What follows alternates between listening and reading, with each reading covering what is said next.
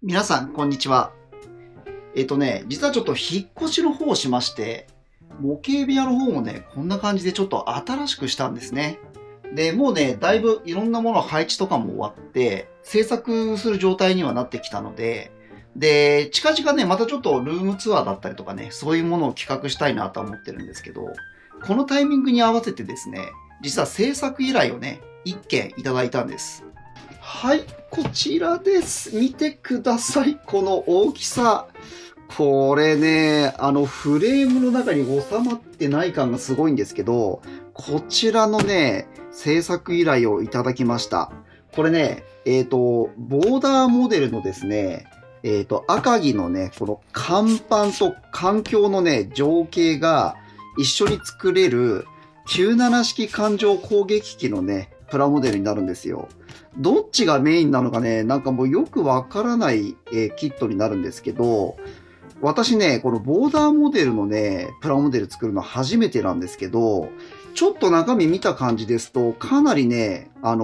ールドとかもね、細かく作られてるので、なかなか作り応えありそうですね。ではね、ちょっとね、早速なんですけど、中身の方をね、確認していきたいと思います。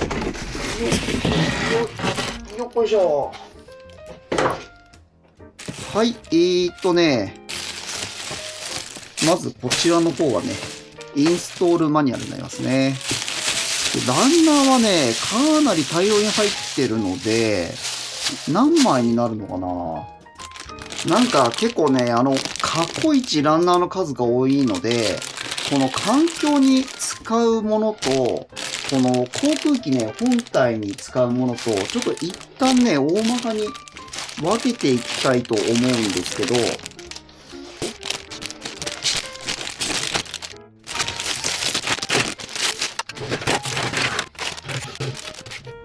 今ね、甲板の部分だけちょっと数えてみたんですけど、ランナーで17枚。パーツだけで言うとね、13個ついてますね。いや、これね、スケールが35分の1なんですけど、この環境のね、部分だけでも相当でかいですよね。これはほんとね、なかなか作りがいがあるしね、このスペースをね、大きく取れるところじゃないと、これなかなか作れないんじゃないかな。で、あと他にもね、環境の他にこのデッキをね、プラスチックのなんかすごい大きい板をね、並べていくんですけど、いや、今ね、この甲板の部品並べてみたんですが、これなかなか大きいですよ。この幅がですね、47センチあんのかな。で、こちらの長さの方が56センチありますね。で、ここにね、この環境が多分ものすごい高さになると思うんですけど、ここに先ほどのね、環境の部品がついて、で、このどこかにですね、この97式環状機がね、こう設置されるような感じになると思います。今回ね、この甲板もね、木製の甲板シートをね、別途用意していただいたんですよ。で、これをね、取り付けしていきたいんですけど、これもね、甲板がやっぱり大きいので、かなりね、面積がね、広いんですよね。見てください、これ。この幅のね、木目のこのシートをね、未だかつて見たことがないですね。だってこれ一枚一枚ね、結構3ミリぐらいの幅ありますよ。多分後にも先にもね、おそらくね、これ以外にこんな大きいね、というかこんなこの幅でね、木目が再現されてるね、木製のこの甲板シートってなかなかないんじゃないですかね。で、さっきのね、甲板が配置されていたような感じで並べてみると、これが多分こうでしょ。で、こうですよ。うわ、これ圧巻ですよね。なかなかすごい出来なんじゃないですかね。で、ここに環境がこんな感じで配置されて、ここにですね、この97式環状攻撃機がね、配置されるわけですよ。見栄えはいいですけど、いや、これなかなかね、これ飾る場所探すの大変ですよね。はい。ではね、次に97式環状攻撃機のね、ランナーの枚数数えたんですけど、全部でね、9枚入ってますね。今ね、ちょっと袋からね、取り出してみたんですが、これすごいですよ、なかなか。わかります？リベットがね、細かくね、再現されてるんですよ。これ胴体の方になるんですけど、で、これがですね、当然この主翼の方にもね、リベットが細かくこう打ってあるんですね。で、リベットの大きさも大きいのと小さいのとね、しっかり分けて再現されているので、これね、すごい優秀なキットだと思う。で、あとね、感動したのがですね、これ分かります？このパネルのね、この表面がボコボコしてるじゃないですか。ここまでね、再現されてる製品ってね、まあなかなかないですよね。国内のメーカーでもね、意外にね、これ再現されてるメーカーいないんですよね。ここもこんな感じ。このパネルのボコボコ感が再現されてるのはすごい。で、ここのね、これ多分、後ろのね、尾翼のところのこのエレベーターの部分になるんですけど、これ見てください。この再現率。これね、ほんと優秀だと思いますよ。で、一応ね、この他にもね、細かい部品いっぱいついてるんですけど、まあパネルがね、あれだけ細かく再現されてるということは、おそらくね、このエンジン周りとかね、あとこの胴体の方とかね、胴体の中身ですね、このコックピット周りとか、こういうところもね、かなり作り込みがね、細かくできてるんじゃないかなという予感がします。で、あとですね、この製品にはですね、こちらのこの LED ライトとかがついててね、一応この環境の中とかがね、ライトアップできるようになってるみたいですね。で、製作の流れはですね、まずこの97式環状攻撃機と、赤城のこの、デッキと環境ですね。こちらを、どちらか先にね、作り始めても全然問題ないようにできてます。で、ちょっとね、パーツ数が多いので、まあ、さすがにやっぱり同時進行を作るとですね、ちょっとわけわかんなくなっちゃうので、まずはね、どっちから作ろうかなっていう感じなんですけど、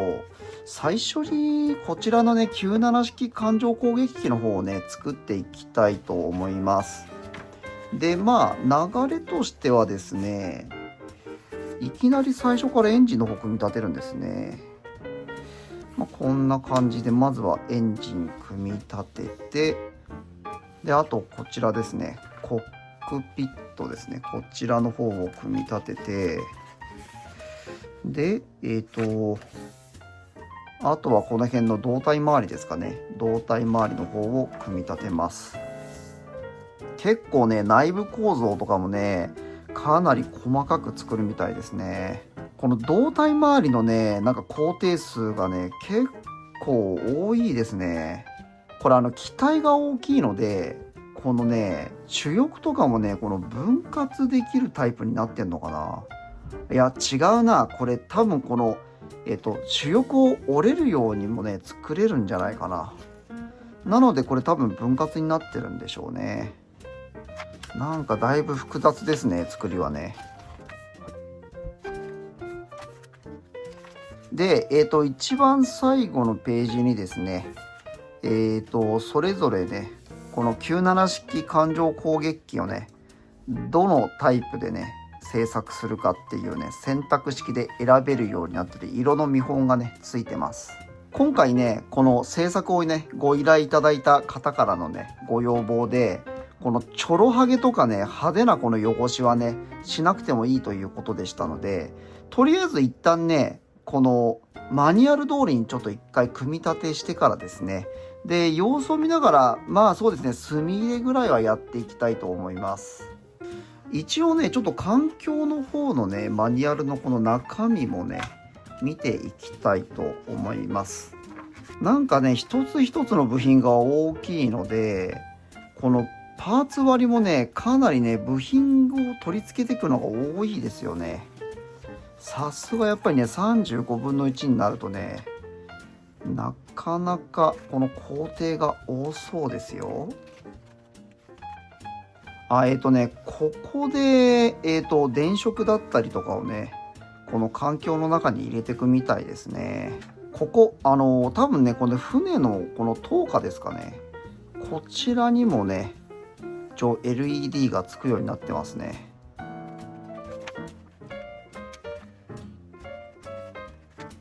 で、最後の工程はこれで終わりになるんですが、はい、こちらの製品、スケールもね、なかなか大きいですし、工程も相当あるので、まあ、おそらく動画で言うとですね、4部、5部ぐらいに分けて公開すると思うんですけど、いや、これね、私の中でもかなりね、記念になる一作品になると思いますので、いや、最後までね、ぜひ見ていただきたいと思います。はい。まずこちらのね、ランナーのね、中に欠損してる部品がないかどうかね、こちらの取説の方のね、この展開図を見本にしながらね、確認をしていきたいと思います。まずはね、F ですね。で、F だとこの部品になりますね。まあ、一見見た目大丈夫そうなんですけど、一応ね、ちょっと細かく見ていきますか。はい、大丈夫そうですね。で、そうしたら、こちらにね、このクリップを用意したんですけど、これを F でつけておきます。で、次が K ですね。K はこれですね。K はこれ、大丈夫そうですね。はい。で、クリップをつけます。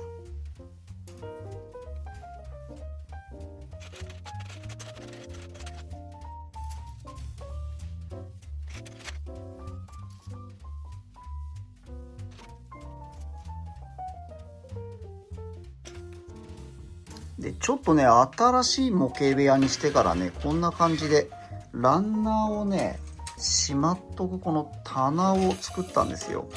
なので、こうやってね、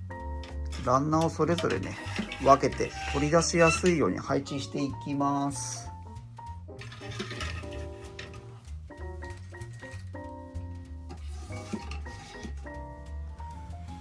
インストのね、指定色だと、ミグのね、カラーを使うようになってるんですよね。で、これね、カラー指定が、この機体のこの表に見えてる部分のところしかね、一応指定がされてないんですよね。で、一番最初から作るとエンジンの方から作ることになるんですけど、例えばね、エンジンのところとかのね、色指定が全く指定されてないんですよ。で、ちょっとこれだとね、なかなか情報量が少ないので、こちらはね、このタミヤのね、零式環状機、これ32分の1スケールになるんですけど、こちらのね、エンジン周りとかがね、こう、色がね、細かく指定されてるんですね。なので、まあ、大きくね、変わるものではないので、一応こちらで補足しきれないね、情報に関しては、タミヤのね、インストを一応参考にしながらね、色を塗り分けていきたいと思います。で、今回、一応制作においてはですね、タミヤカラーをメインに使っていきたいと思います。じゃあ一応早速ですがね、このエンジン周りの部分ね、組み立てていきたいと思います。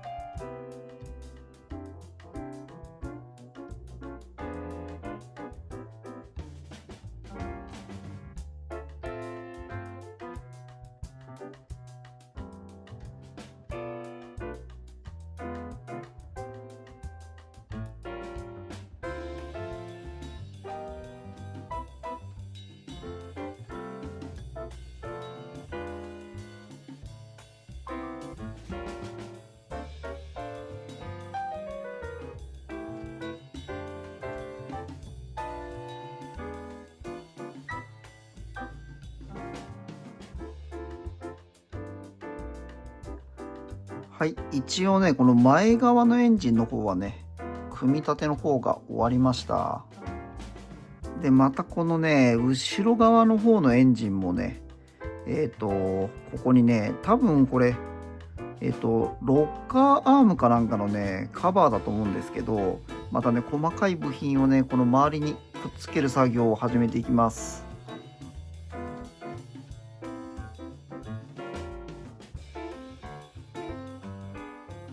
はい、エンジン周りのね、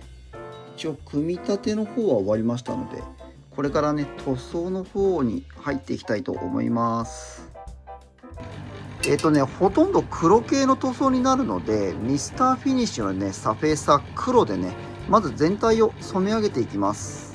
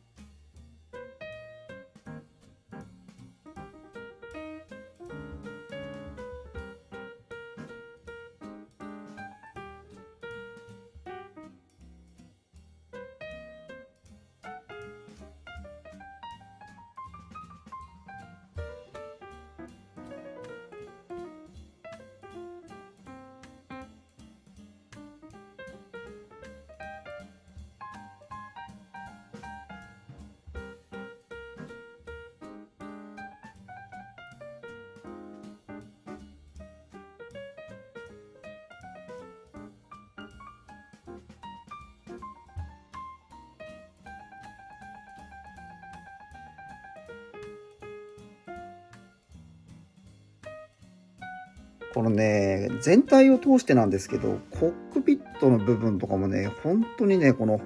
取説がね、不親切な部分が多いんですよね。このね、エッチングパーツの部品もね、具体的にどこにつくのかが全くわからないですし、で、あとこの部品か、これもね、なんかどこにつくのかよくわからないんですよ。まあ、こっち見るとなんとなくここにつくのかなっていう推測でつけるしかないんですけど、あとね、この部品、頭の部分はね、このはめるところがあるんですけど、この下っ側の部分はね、はめる位置がね、全くないんですよ。これもね、まあ、多分なんとなくここにつくんだろうなっていう推測でつけていくしかないんですけど、で、一応ね、コックピットの方はね、こんな感じで、組み立ての方はね、一応終わりました。この側面の部分ですね、こちらもね、こんな感じで、一応取り付けの方はね、終わったんですけど、これからね、塗装の方に入っていきたいと思います。はい、まずはね、ミスターホビーのね、黒のサフェーサーをかけていきます。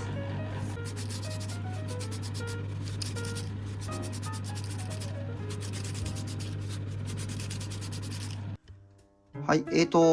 黒のね、サフェーサー塗装終わりましたので、これからね、このコックピットの中をね、126番で塗装していきます。ちょっとね、色が濃いので、こちらのね、329番のイエローをね、少し足して調色していきます。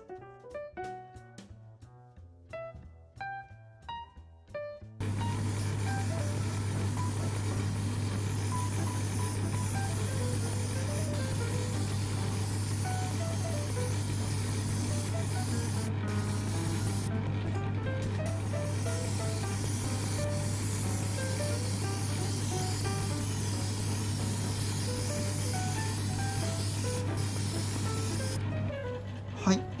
基本的なね、塗装の方を終わらせました。ちょっと色の強弱をつけてね、少しこのリアル感を出してみたんですけど、どうですかね。はい、で、これからちょっとね、細かい塗装の仕上げの方をしていきます。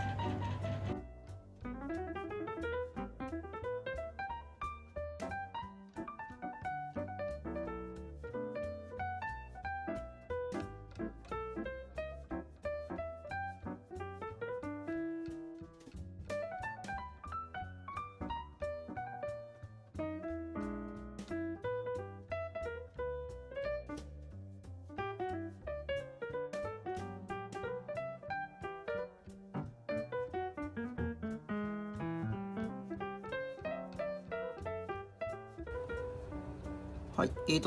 一応この辺ね、ちょっと細かい塗装の方をね、仕上げてみました。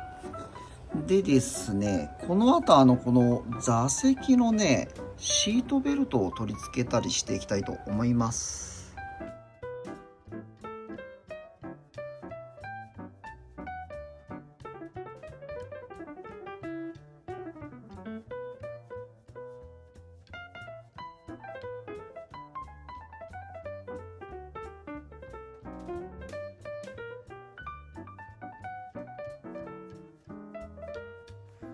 ちょっとね、エッチングパーツの部品が足りなかったので、このベルトをね、今鉛の板を追加して再現してみました。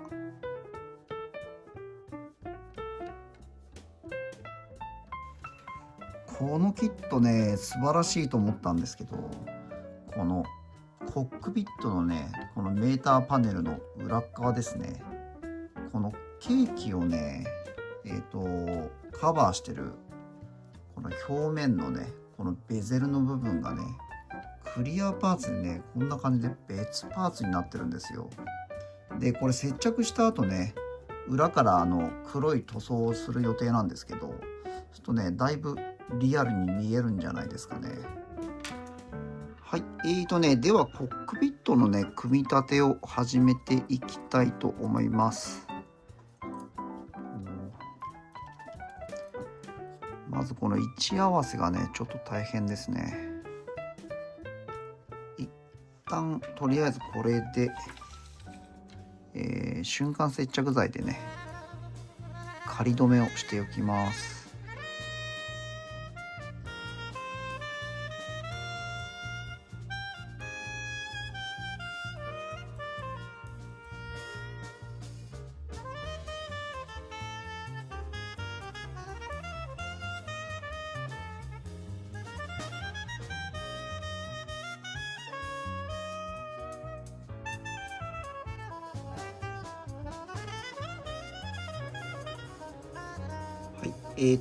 コックピット完成しました。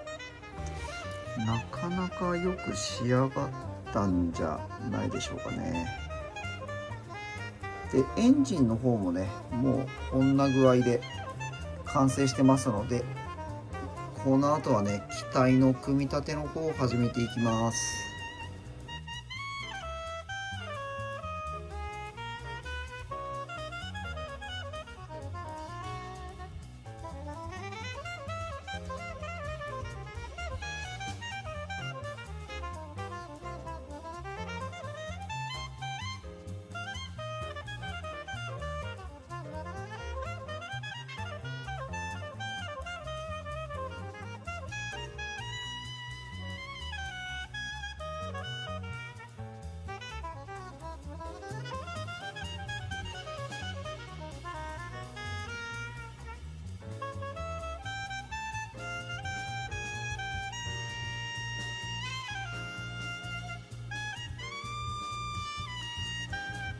取説にはね、こちらにクリアパーツをね、取り付けることになってるんですけど、これはね、塗装し終わった後にね、取り付けていきたいと思います。でね、ここにね、ドリルで穴を開ける指定になってるんですけど、こ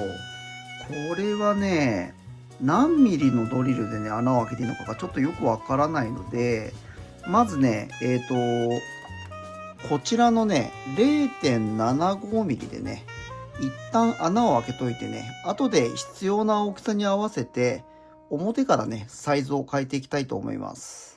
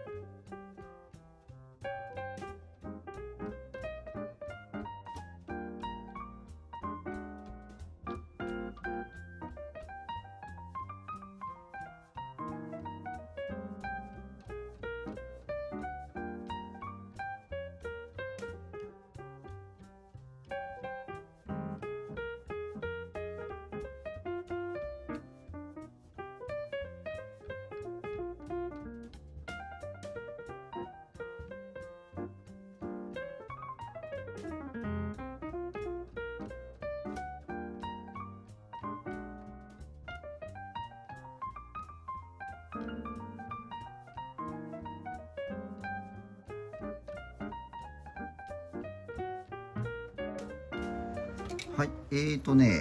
いよいよこのコックピットをですね、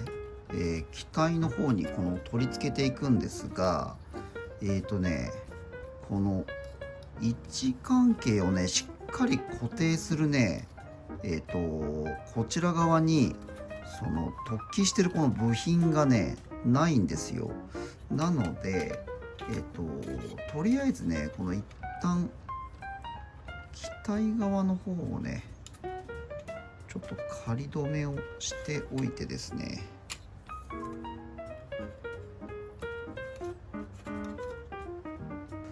でこの状態でですね、ちょっと中にね、直接このコックピットをね、入れていく感じにしていきたいと思います。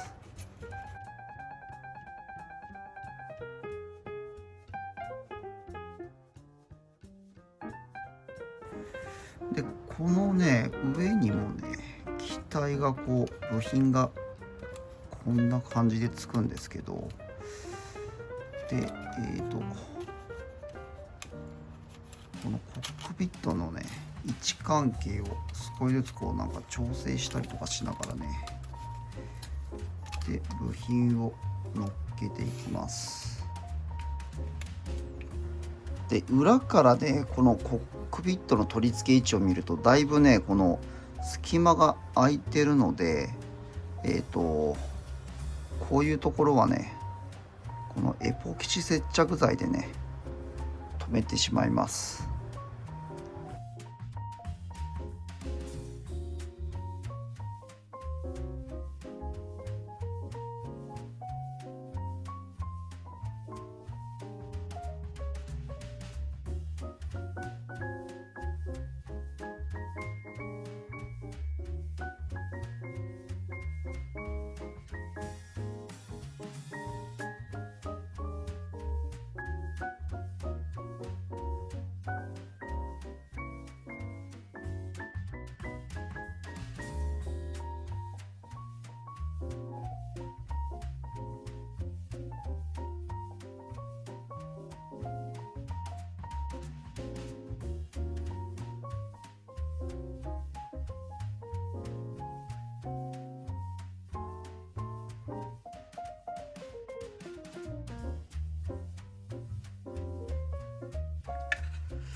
今回はですね、この主翼をね、展開した状態で組み立てるんですけど、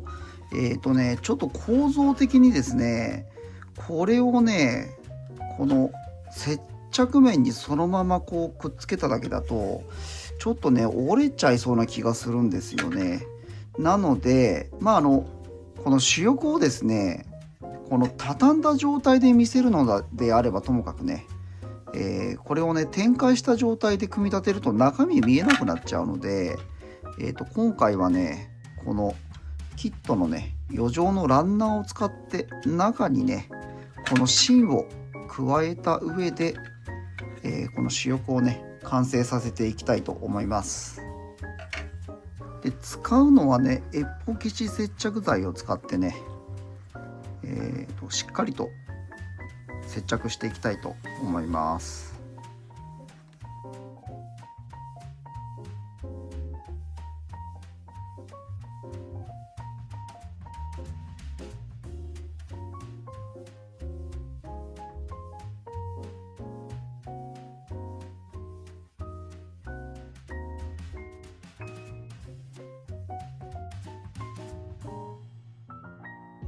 はい、今主翼の方取り付けたんですけど、こんな具合でね、しばらくね、これで接着剤がね、完全に乾くまで、この状態をね、維持しておきます。はい、この翼をね、このつなげたところね、だいぶちょっと隙間が空いてしまってるので、ラッカーパテでね、この隙間を埋めていきたいと思います。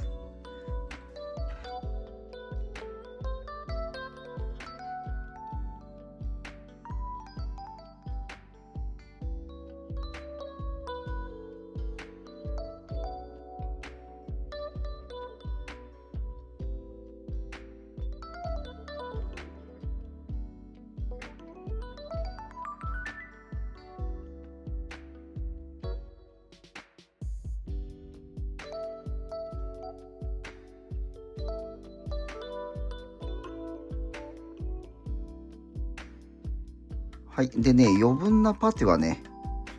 このラッカー系のシンナーでね綺麗に拭き上げてしまいます。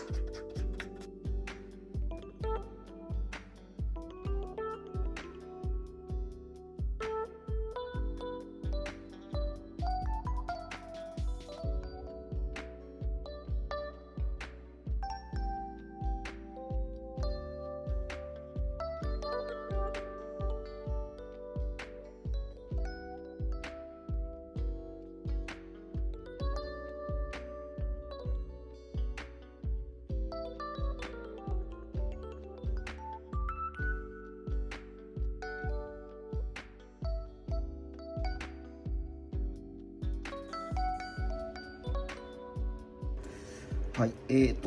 今この機銃を取り付けるためのねこの銃座を作ろうとしてたんですけど、このね K の47番っていう部品が、ランナーでいうとねこれが K で47番ってそもそももうないんですよね。46までしか存在してないので、これよく見たらこの部品なんですよね。でこれ部品の番号がねよくわかんないんですけども、これ多分47番なんでしょうね。これがね多分こうなる感じなんですね。はい、そうですね、やっぱりねさっきの部品が正しい部品だったんですね。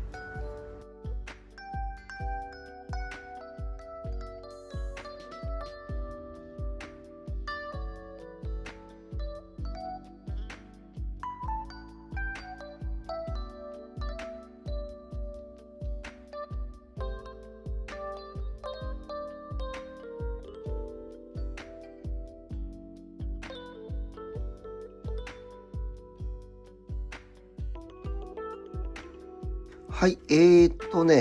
一応機体の組み立ての方はもうね終わりました。で結構ね隙間がね空いちゃったりとかしてたんで、トキパテとね、ラッカーパテを使ってね一応この隙間をね綺麗に埋めてみたんですけど、結構ねいい感じで仕上がったんじゃないですかね。でこの後ですね、この表面をね3000番のスポンジヤスリで軽くね磨いていきます。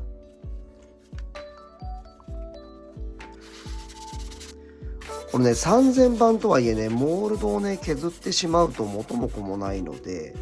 表面にねこの後サフェーサー塗装するんですけど、サフェーサーがね表面にうまく乗る目的として表面をね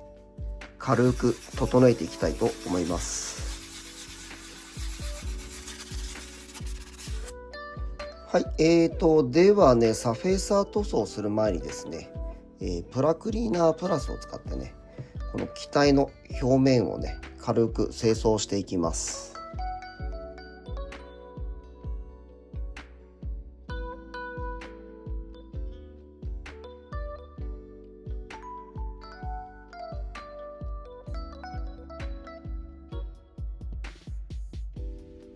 はい、塗装をする前にね、このコックピットの中はね、もう、すでに完成されているので、マスキングをしていきたいんですけど、ですね、こういう場合はですね、こんな感じで中にね、まあティッシュとかでもいいんですけど、大まかにね、こうやって紙みたいなティッシュペーパーをね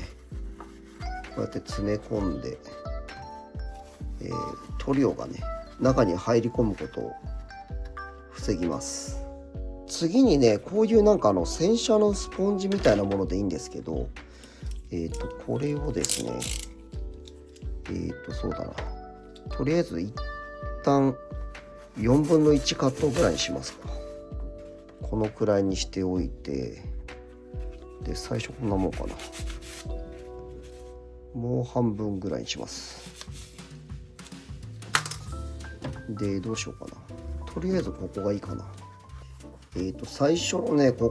真ん中のコックピットですねのところに今このスポンジをあてがってるんですけど、こんなもんかな。前側の方はね結構サイズが大きいのでスポンジも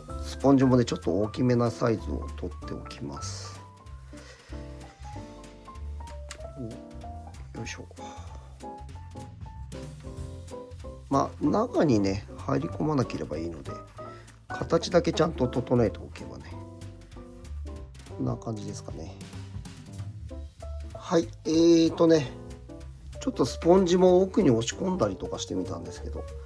これでねまあマスキングの方は大丈夫だと思います。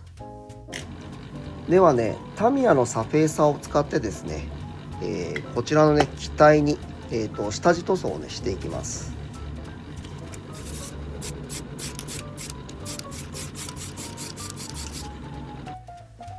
はい、では次ね本格的に塗装入る前にね一旦表面をね3000番のスポンジヤスリでもう一度ね慣らしていきたいと思います。塗装とかでねできたねこの荒れてる部分をね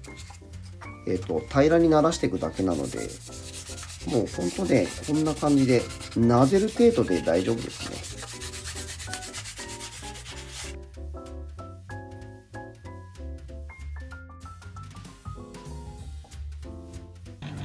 はい、ではね塗装をするんですが、まず機体のね背面の部分にミスターカラーの35番にね125番を混ぜた状態で最初に塗装をしていきます。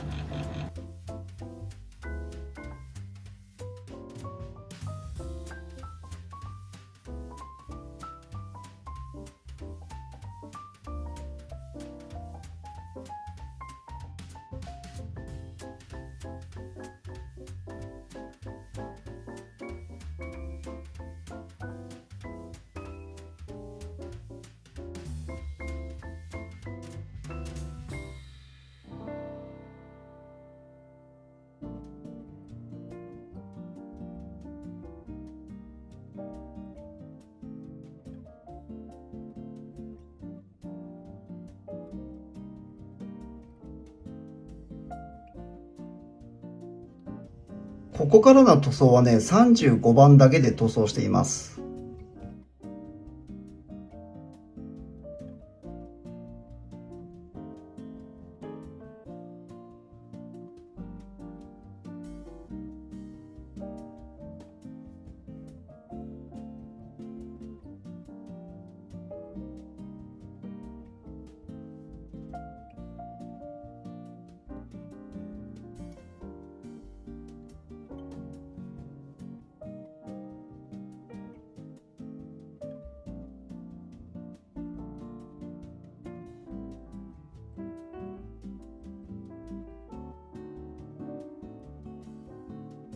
次はですね、35番に、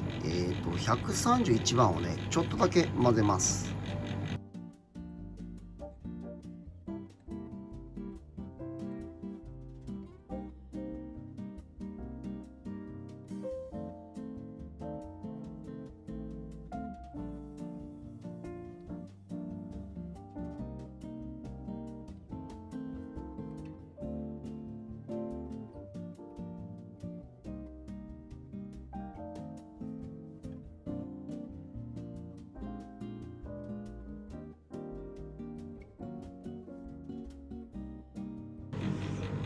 はい、最後に35番でね、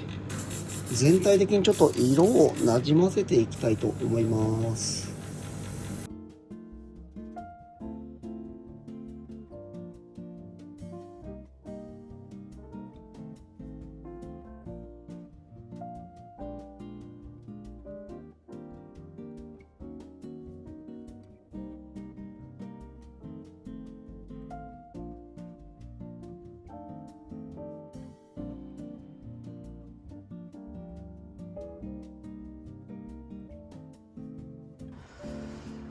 はい、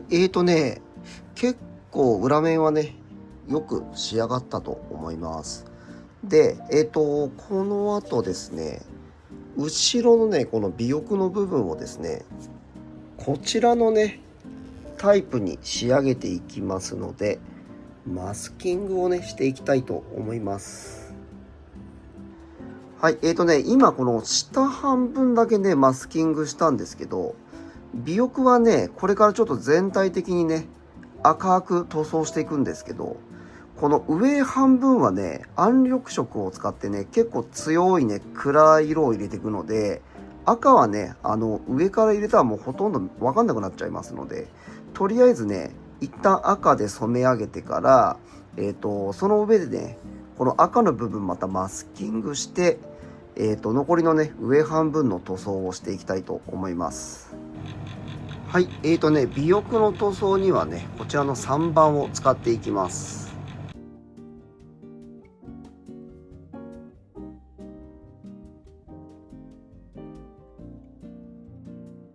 ちょっとね、いきなり赤だと乗らなさそうなので、一旦ね、タミヤのね、ホワイトサフェーサーを、こちらのね、エアブラシの方に入れ替えてね、下地を塗装していきます。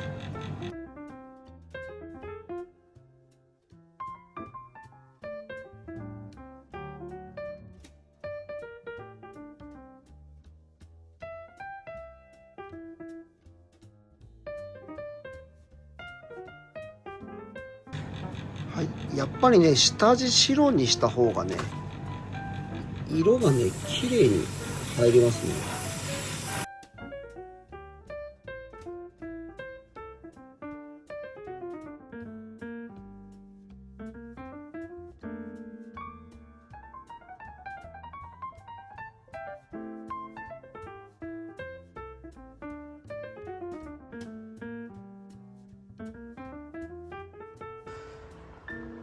いや、なかなかね、いい赤に仕上がった感じしますね。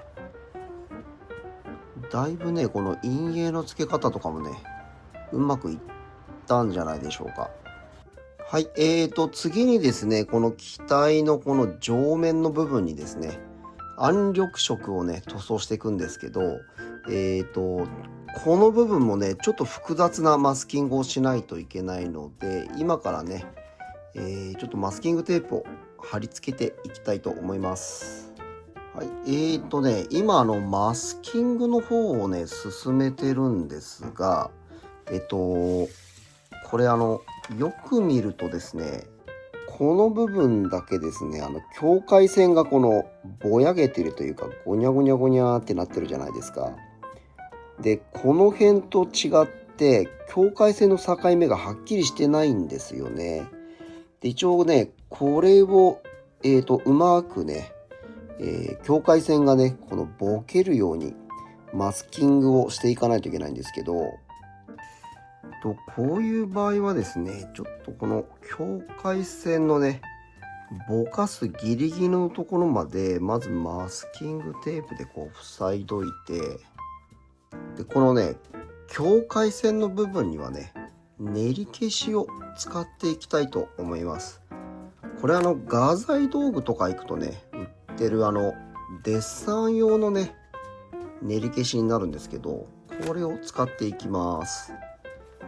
まずはね、柔らかくなるようにね、ちょっとこんな感じで練っていきます。そしたらね、この境界線の部分にね、この波目を作ってね、ギザギザになるようにうまくね、バランスよく配置していきます。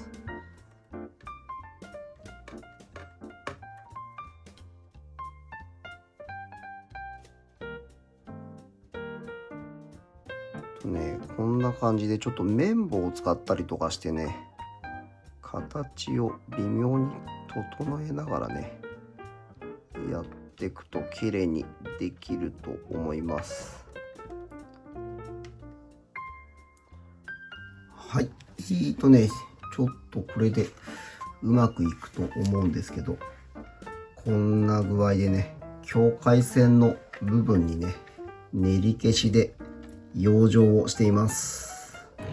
はい、まずはね、ちょっと後ろの部分ですね、こちらに、グレーのね、サフェサーを塗装していきます。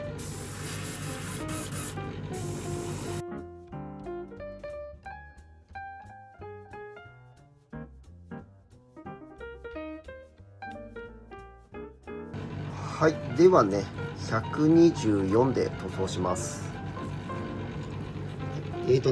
ここのぼかさないといけないところはですね、上から吹きつけちゃうと結構ね、失敗する確率高いので、真上ですね、真上から塗装をするようにします。真上というか真正面から塗装をしていきます。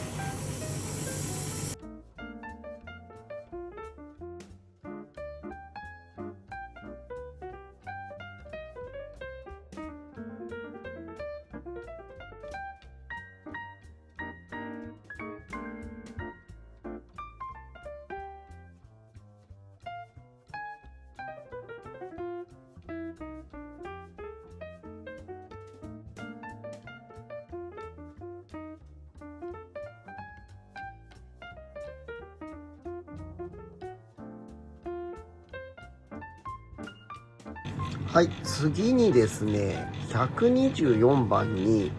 329番のイエローを足していきます。機体の上側のね、日が当たるところにね、アクセントとして入れるだけなので、そんなにね、色が大きく変化するまで入れない方がいいですね。ほんとちょびっとね、色が変わったかなぐらいでやめといた方がいいと思います。で、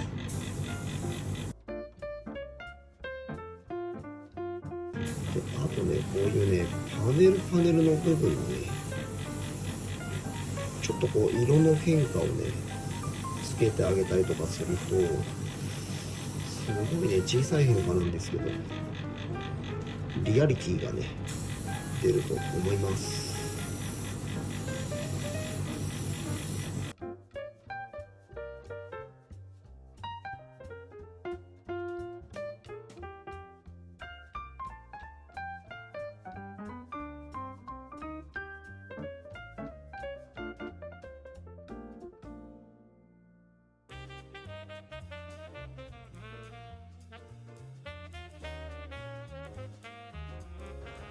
はい、暗緑色のね、塗装、かなりね、うまくいきましたね。だいぶ綺麗に塗装できたと思います。で、このぼかした境界線の部分がね、うまくできてるかどうかね、ちょっと早速剥がしてみてみましょうかね。はい、いいんじゃないですか。なかなかいいぼかし具合できてますね。反対側も見てみましょう。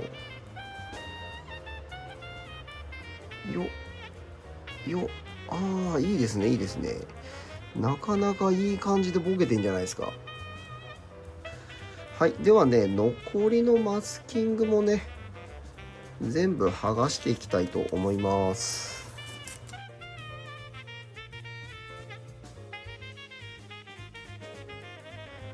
はい、でね、マスキングに使った時のね、練り消しは、こんな感じで、またね、練り直してしまえばね、もうすっかり綺麗に元に戻りますので、安心してください。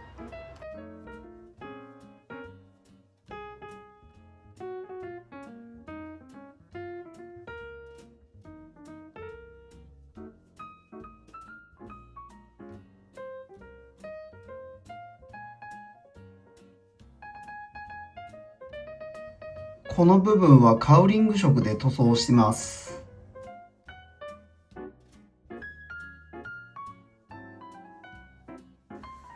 はい、次にこのキャノピーの塗装の方をしていきたいんですけど、まずはね、こちらの長谷川のセラミックコンパウンドで表面をね、磨いていきたいと思います。そんなね、細かい傷とかはないんで、やらなくてもいいレベルなんですけど、一応これをやるとね、より一層透明感が増すので、一応念のためにね、磨いておきます。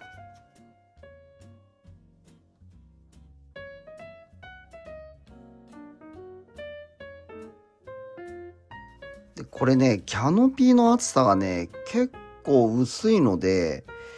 気をつけてやらないとね、結構簡単にね、真っ二つに割れたりとかする可能性あるので、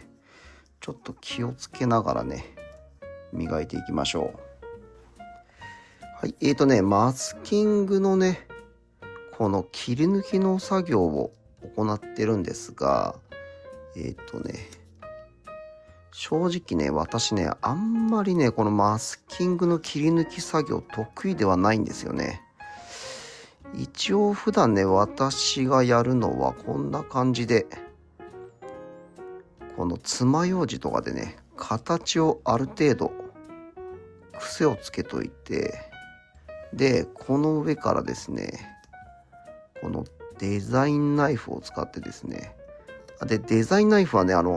刃をね、新品にして新しく変えた方がいいですね。で、この形に沿ってね、切り取っていく感じですね。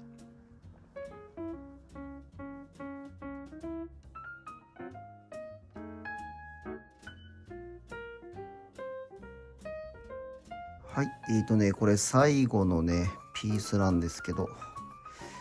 いやー、キャノピーのね、このマスキング針ね、本当に大変ですよね。最近ね、結構このメーカーのね、スケールごとに、すでにね、切り抜かれた状態でマスキングシートがね、販売されてたりとかするんですけど、残念ながらね、今回のこの製品にはね、ラインナップに入っていなかったので、こういった場合はもう自分で作るしかないんですよね。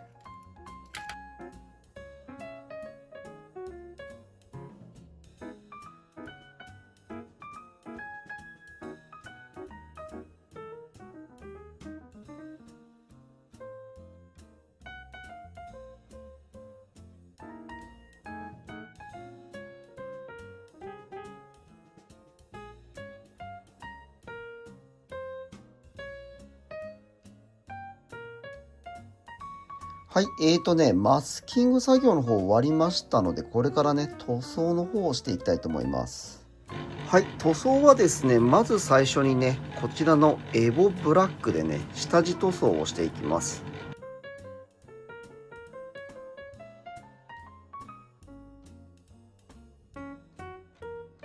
はい、ではね、次は暗緑色ですね。で、少しだけね、329のね、イエロー系の塗料を混ぜます。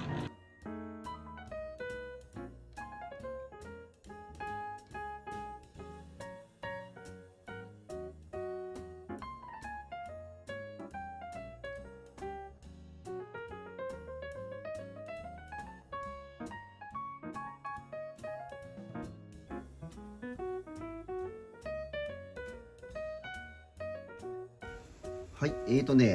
なんとかうまくマスキングできましたね。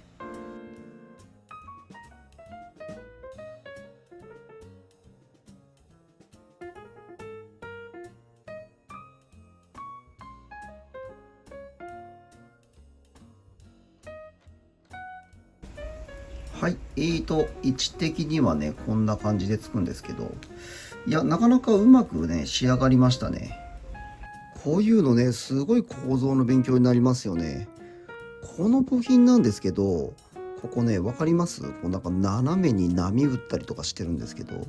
多分ね、この位置が変わると、なんかこの辺の部品返して、このプロペラのね、ピッチが変わるようになってるんでしょうね。この製品はね、こちらにこの爆弾のタイプのと、あと魚雷を積むタイプのとね、2つ選べるようになってるんですけど、今回はね、この魚雷を乗っけていきたいと思います。はい、こういうところがね、やっぱりちょっと日本製と違うのかなっていうところなんですけど、ぴったり合わせようと思うとね、やっぱ隙間がこうやってね、開いちゃうんですよね。まあ隙間っていうかもうこれ歪みなんですけど、で、これはね、もうとりあえず一旦接着した後にね、上からまたこの合わせ目を消すんですけど、その工程でね、うまく処理していきたいと思います。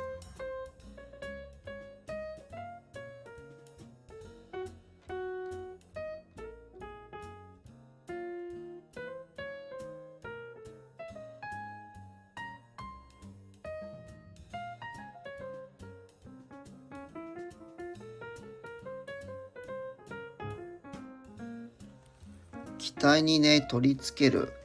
一応その他のね、細かな部品たちがね、組み立て終わりましたので、これね、塗装を始めていきたいと思います。はい。ではね、機体に取り付ける部品をね、下地で黒のサフェーサー塗装をしていきます。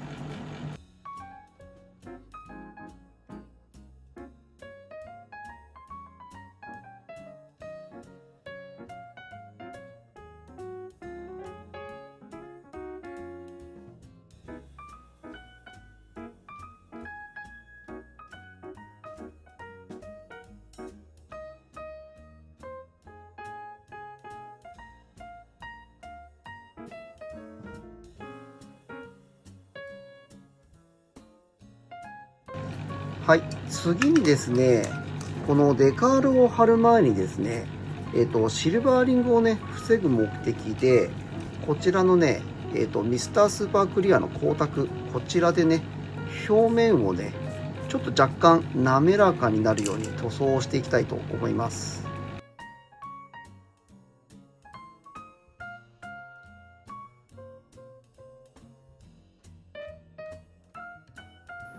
はい。ではね、早速ね、デカールの方の貼り付けを行っていきます。まずは、垂直尾翼のところですね。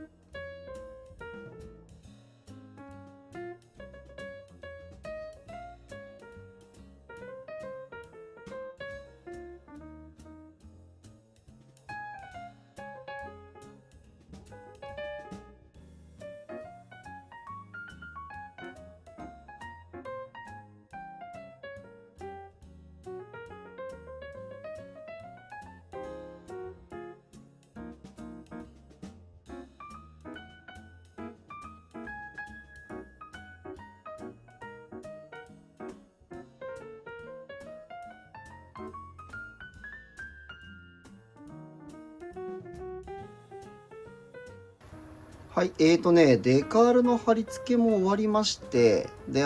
今ですね、この表面にね、クリアコートを1回かけたんですけど、この後ですね、墨入れの方を行っていきたいと思います。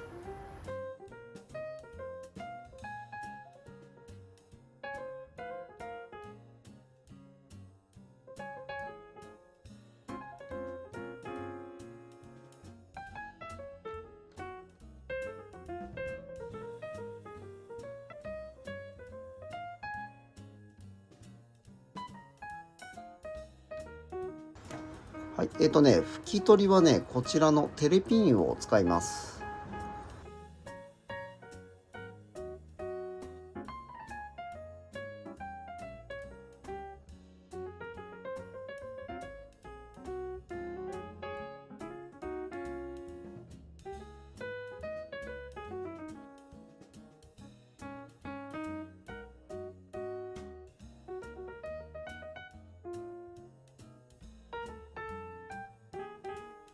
はい、機体の上側に関しては、墨入れを行うときにね、ブラックにちょっとね、グレー系の色を混ぜて、墨入れを行っていきます。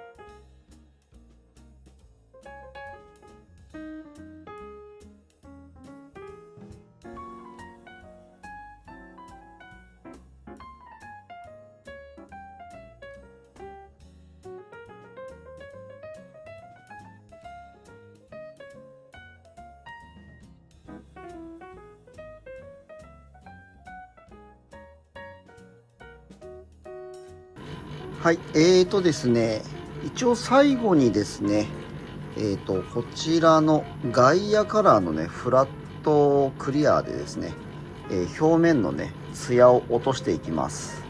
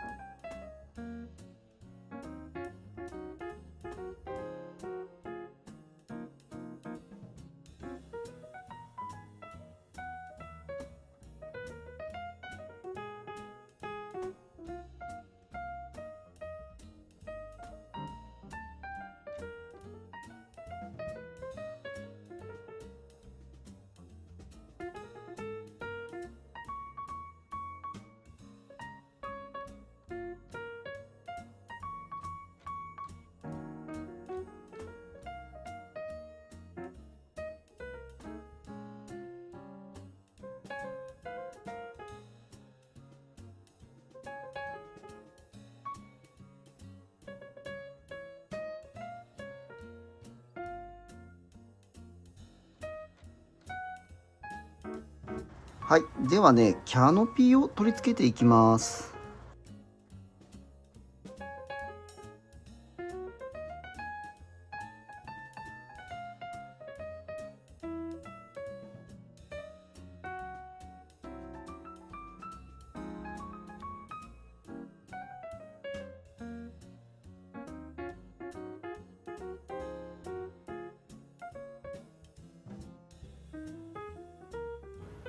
はい、これね、ほんと最後の工程ですね。プロペラをね、つけたら完成になります。よし。はい。できました。さて今回ね制作しているこのボーダーモデルのですね35分の197式環状攻撃機と赤城の甲板の情景セットなんですけど、一応ね機体だけはねようやく形になりました。製品自体のクオリティとかねディテールはねすごい素晴らしい製品でした。完成した時のね存在感はね本当圧倒的だと思います。しかし実際に手を動かしてみた率直な感想としては、これね非常に手強い完全なベテラン向けキットだと感じました。特にね苦労したのがね説明書ですね。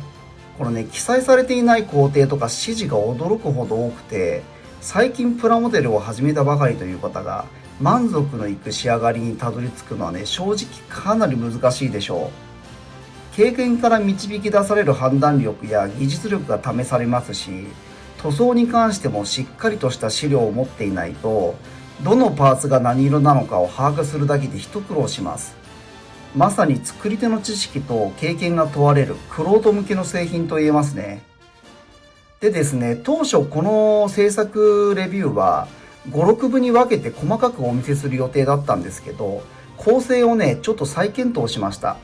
まずは今回機体編、そして次回ね、この巨大な機体を支えるね、赤城の飛行甲板の後半に分けてお届けします。近日中に大迫力のデッキ制作の様子も公開します。この35分の1スケールが見せる世界観をぜひお楽しみにお待ちください。それではまた次回の動画でお会いしましょ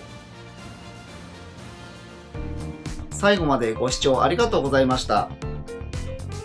このチャンネルでは私が作りたいと思うプラモデルを自由に制作しています。制作のご依頼も承っておりますので、お気軽にメールをお待ちしています。リクエストがあればぜひコメントへお寄せください。SNS などでも情報を発信しておりますので、ぜひフォローをお願いします。この動画を気に入っていただけましたら、いいねボタン、そしてチャンネル登録もぜひよろしくお願いいたします。それではまた次の動画でお会いしましょう。バイバイ。